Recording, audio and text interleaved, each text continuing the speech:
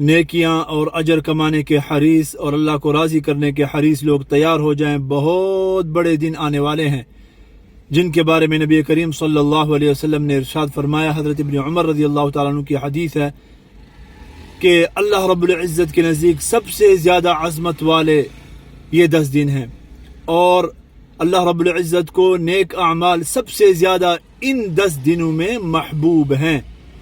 फरमाया मा मिन अय्यामिन अअज़मु इंदल्लाहि वला अहब्बु इलैहि अल-अमलु फ़ीहिन्ना मिन हाज़िहिल अय्यामिल अश्र।